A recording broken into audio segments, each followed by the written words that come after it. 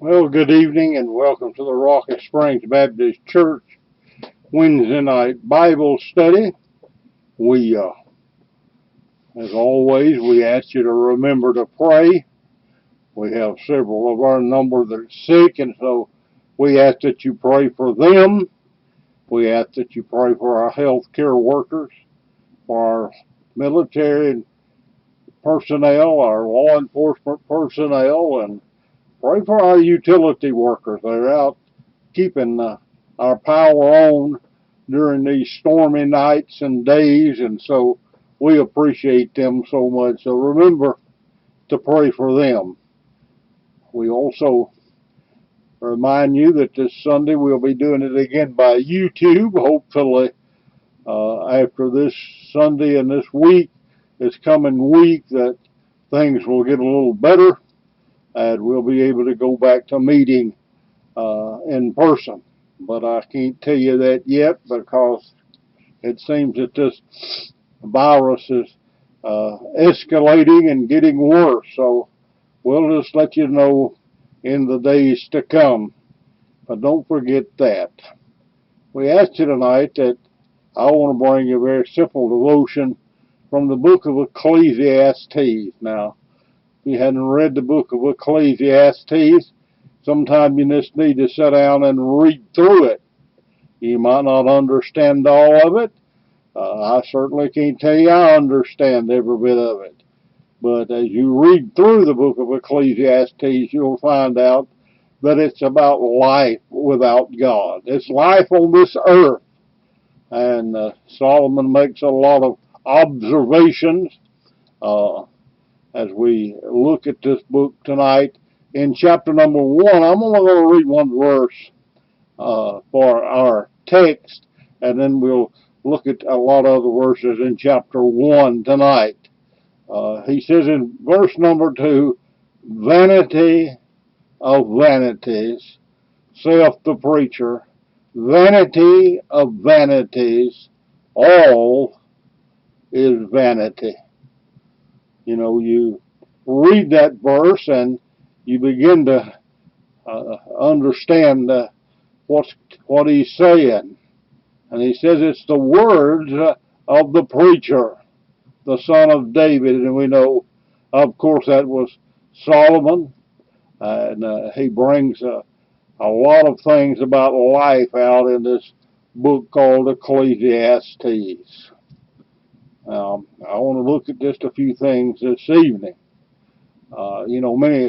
Several years ago, I'm talking about a long time ago, I had a pickup truck, and I worked at this particular place, and I came in from work that afternoon and pulled up behind my wife's car in the carport, got out of my truck, went in the house, and we, of course, ate supper and done the different things that we did. And I got up the next morning to go to work, went out and tried to crank my truck, and it just boom, boom, boom, boom, boom, boom, it wouldn't crank. And I'm getting madder and madder. I mean, I had a little bit of a temper, to be honest with you. And so I finally got so mad, and it was cold weather, and had a little frosty ice on the door. And I got so mad, I kicked the door. And when I kicked the door, it was wet enough, it dumped me on my rear end, and I'm sitting there, and I look up in the window, and my wife's looking out about to die laughing. And I finally just said, well, I can't do that. And I knew a guy that worked the same place, and he came by and picked me up, and I rode to work with him and got back in that evening and see what was the matter with my truck. Well, come to find out, after a few minutes, I found out what was the matter with my truck. It was out of gas.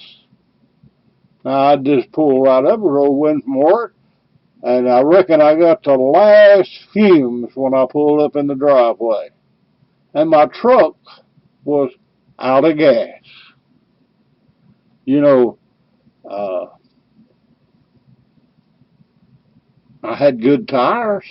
nearly brand new tires on it, had a good battery, it turned boom, boom, boom, boom, over, had a good engine, had a good differential, good radiator, had a good uh, transmission, a good seat. Everything was good in my truck. But you know what? Without fuel, all that other stuff was meaningless. Meaningless. And that's what Solomon's saying here in verse 2. The word vanity can be translated vanity, or just to put the definition, it's really saying meaningless. It doesn't mean anything. It didn't mean anything I had good tires or a good battery, good radiator, good transmission. All of that stuff didn't matter because without fuel, it wasn't going anywhere. And you know, when you begin to think, that's kind of the way life is. That's what Solomon's saying here in our text verse, that if you hadn't got the Lord, you run out of gas. You're empty, you see. Everything else may look good. You may own property. You may have a college education. You may have a fine position in life. You may have a lot of things. You may have a wonderful home, a great wife. You can have all of those things, but without the Lord, Solomon said, it's meaningless. That's what he's saying here to us in our verse. Meaningless. You have anything you think about, but without the Lord, it doesn't mean anything today. You know, you begin to think about this question. What's the point? What's the point? Notice verse 3. Solomon said, what profit hath a man of all his labor which he taketh under the sun? Solomon said, what's the point? You know, what's the point? 1976, a man by the name of Jerry Linton was a United States representative from the state of Missouri. And he ran for the United States Senate in 1976. He was an underdog. People didn't think he had much of a chance, but he worked hard. He had a lot of dedicated staff members, and they worked hard for him. And he traveled extensively, made all kinds of different, I guess you could say, stops in little towns, and he spoke to people, and he was elected in an upset victory. And he was on his way to the United States Senate. Going to be a very important man in the history of our nation.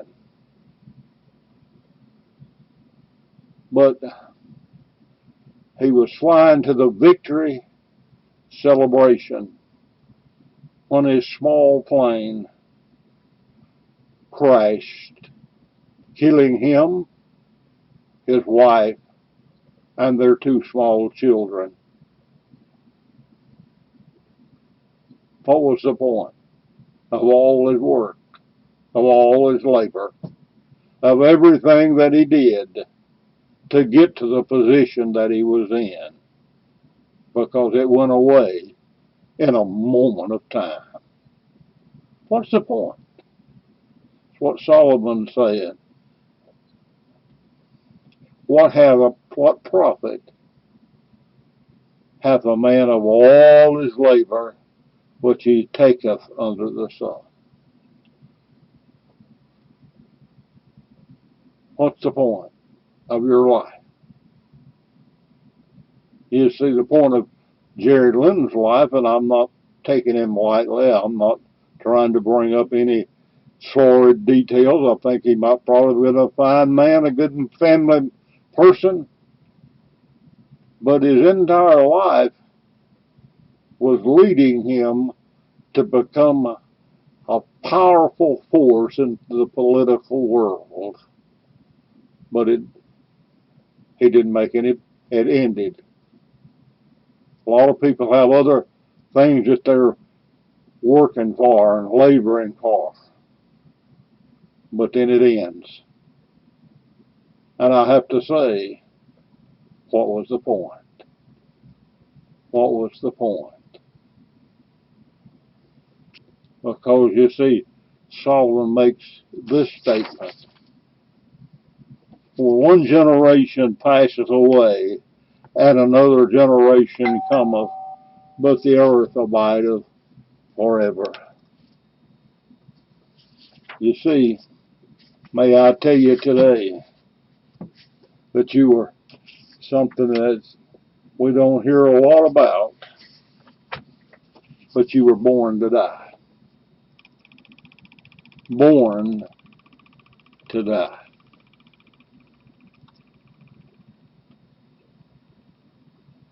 Think about that. One generation today and another generation tomorrow and the next generation after that. I look back and I've got some great grandchildren. I've got some grandchildren. I've got some children. I'm seeing different generations. I've been here and then I'll be gone. And they'll come along and they'll be here and they'll be gone. You see, it's when we were born to die. David made this statement. He said, there's but a step between me and death. Just a step. You see, when you come out of your mother's womb and they place you in that cradle, every step you take from that moment of time on, you know where it's headed? To a coffin. From the cradle to the coffin is where we're headed, all of us. For it's appointed unto man once to die. You see, David said our life is past as a tale been told. As I said, one generation's here and another generation comes on and it just continues. There was Obed. Then there was David. Then there was Solomon. You could look at when David faced Goliath. Somebody took Goliath's place. Goliath thought he'd defy God. A lot of folks think they're going to defy God by, I'm not going to die. Yes, you are. We're headed to the grave. Daniel was a man that God honored tremendously. Yet David's gone. We can look at Matthew and Mark and Luke and John, Nathaniel and others, Peter, all the disciples that followed Jesus, but they're gone. Paul is gone.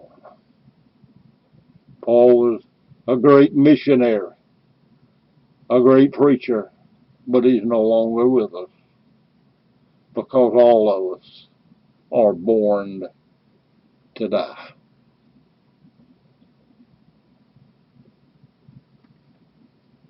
Then he said, man's never satisfied.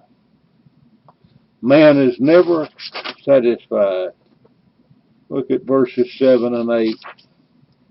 All the rivers run into the sea, yet the sea is not full. Now think about that.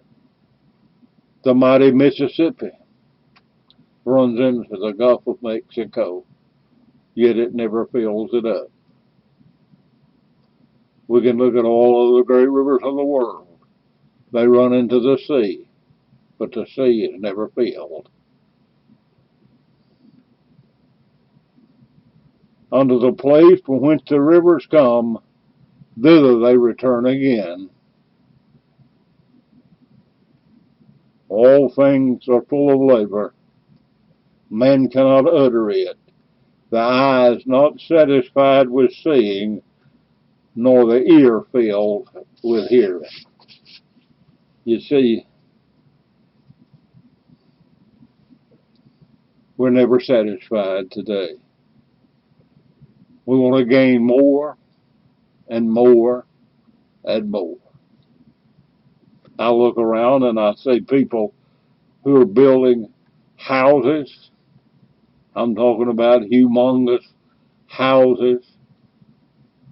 And I'm wondering how in the world could somebody live in that kind of house? What would I need with that big of a house? You know, but people are building houses. They're buying more cars. I told my wife the other day, when I was just a small boy, I remember when my granddaddy finally got an old pickup truck. And, it was just, and I started driving that thing when I was about 10 or 11 years old. And, man, I was tickled to death. We didn't have to walk. We could ride in the truck. Man, that was a great thing. People wouldn't want to ride in that kind of vehicle today. I mean, we had no air conditioning. We didn't have any power steering. We didn't have a very powerful motor, but we got there and back. I remember me and my brother riding in the back of that thing. If it was raining, they give us an old tarpaulin and we put that thing over us. Sometimes we was soaked time we got there, but we was tickled to death. We didn't have to walk. But I see people with car after car after car, and I'm thinking, what do you need that kind of car for? Fame. People want more fame every day, trying to figure some outlandish thing they can do to get fame.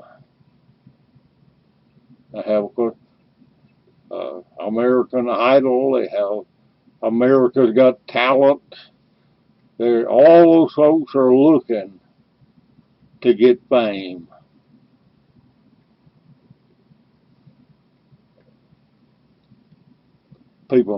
Preachers want a bigger church with a bigger congregation. Man, I'm tickled to death with my congregation, with my people. I probably couldn't handle a big church. I thought about years ago, I used to help my stepdaddy, and he was building something in a big church they were building down around West Point, Mississippi. And we was working on the inside, and I was helping him. Had two bricklayers laying the brick. One of them was left-handed, and one of them was right-handed. They're probably the best two bricklayers I ever saw in my life. And one of them could start in one corner and the other in another corner, laying them bricks. And when they got to the middle, it'd meet just perfect. And they'd lay brick for a while, and then they'd go out there and sit in the truck and turn on the country music radio and sit there and drink coffee. And I told one of them one day, I said, y'all could make a lot of money if you worked a lot. And old boy told me, he said, yeah, Me and old Bob make so much money we wouldn't even talk to people like you. And I'm afraid that's the way some folks are today. They made a little money. Some preachers got that way. They got a bigger church and they don't talk to folks like me. I'm not looking for a bigger church. I couldn't handle it. I praise God today. You know, I think maybe the greatest pulpiteer I ever heard was Dr. Adrian Rogers. And I remember being over in Birmingham, Huntsville, Alabama, and he preached there in the afternoon. Was going to preach again that night in the evangelism conference. And I was coming up the hall after we took a break for supper, and he was sitting in a little office by himself. And I thought, well, I just opened the door and stuck my head in, and I said, Dr. Rogers, I just want to tell you, I listen to you every chance I get, and I appreciate the message that you send into the world. He said, come on in, sit down. And I went in there and sat down, and he talked to me just like I was the biggest preacher in the world. He didn't know me from Adams. I was just from a little country church. But he didn't attempt to be anything he wasn't. I'm not looking for a bigger church. You know, I see folks get rid of one of their spouses and go get them a younger version. I don't need a younger version.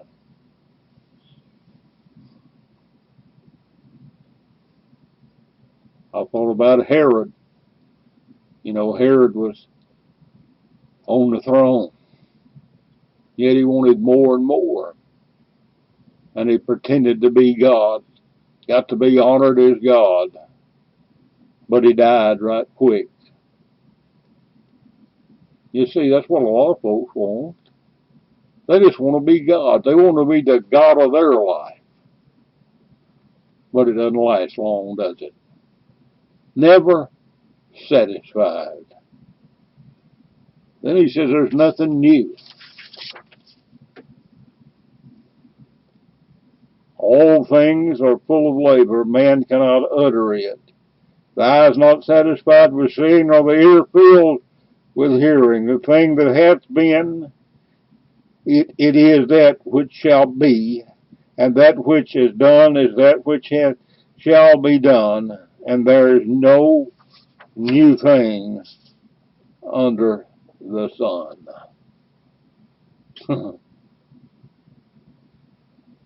You just think you're going to, you know.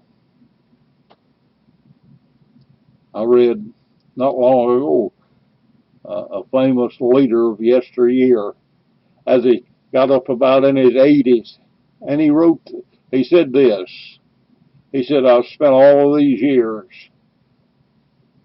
going to committee meetings, going to this, writing books and articles, and when it's all said and done, I'd have probably been a lot better off but I just played golf, because everything I've done doesn't mean anything. There's nothing new. A lot of folks look today and think something's new. It's not new. God knows all about it. You're not going to take God by surprise. Nothing new under the sun.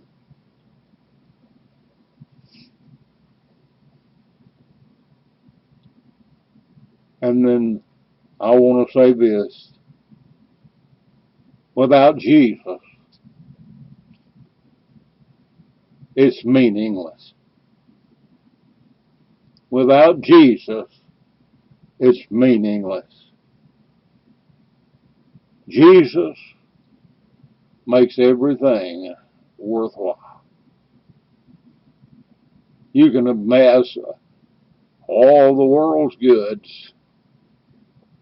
As Jesus said, what shall it profit a man if he gained the whole world and lose his own soul? Didn't mean anything, did it? See, without Jesus Christ, life is meaningless. It doesn't mean anything at all. Paul said that to live is Christ. In Philippians chapter 3, he talks about his past life. He talks about all the things that he'd accomplished. And he said, it's not worth anything. It's like dung. Not worth anything. To live is Christ. That's what gives life its meaning.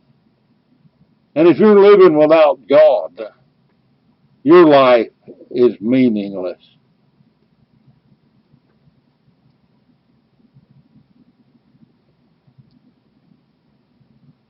Because you see, if you don't have Jesus, you don't have anything. I want you to understand that. If you don't have Jesus, you don't have anything.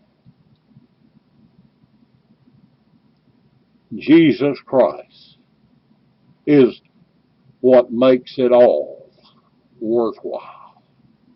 Thank you, and God bless you tonight.